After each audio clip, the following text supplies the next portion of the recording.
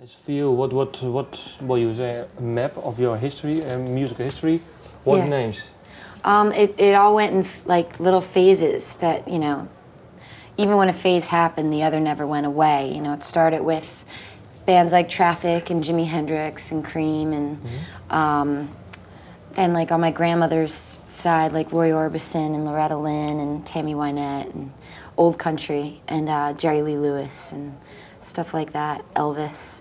And then in high school, bands like the Smiths and the Sundays and Echo and the Bunnymen, Pavement, Sonic Youth, college, television, Patti Smith, you know, Wilco, The Replacements, Uncle Tupelo, instrumental bands like Japan Cakes. And then in after college, you know, just living in New York and like getting, you know, to be friends with people like Regina Spektor and Moldy Peaches and, you know, just the whole like New York sound, you know, Talking Heads and Blondie. And but how do you start then with a song? Because you're saying all these influences. Yeah. How do and how? Or it starts with a melody. All Always? the songs just start with a vocal melody always. I never write the music first. I'll just have an idea for either, you know, the vocal melody of a verse, bridge, or chorus, and I'll tape it. And then once I start singing it over and over again in my head, other melody ideas will come in, and I'll be like, oh, thinking it's a vocal melody, but no, it's a bass melody that goes underneath. It all comes in these little puzzle pieces, and then when you finally sit down and map it all out, put it all together, and it's like, boom, it's this big song. Big song, you know? big epic song. Let me see, there's certain songs on the album. You were saying Neptune City is about your uncle that passed away. I think there's a mixture of themes on the album. Yeah. I think one theme is, well, maybe struggling with a relationship. Yeah.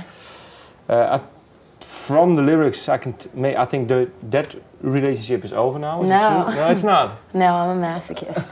Okay.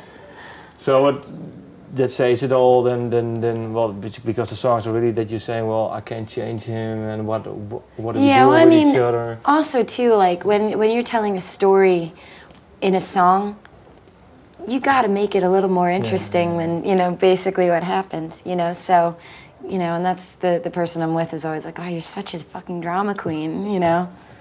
I have to be, you know. And also, like, when I hear, like, you know, a song about love or a relationship, I don't want it to be like, oh, I love you so much, la da la, you know.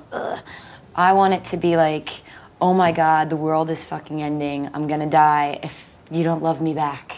You know, I like that drama in it. You know, like Scott Walker, the Righteous Brothers did that. You know, Roy Orbison, like, oh my God, you walked in the room and I died.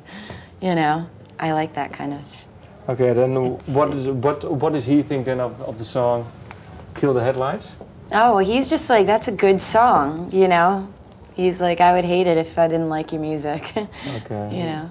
No, because I think it's well, it's a nice line. Do you?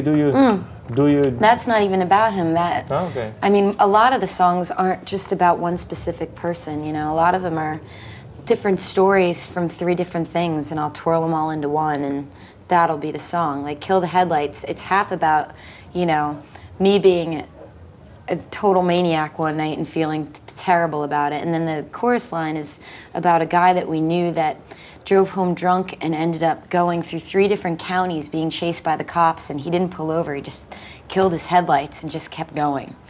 With 3 different groups of county cops chasing after him, and then like we didn't find out until we heard somebody running and just jumped through our window, and he was like, hide me.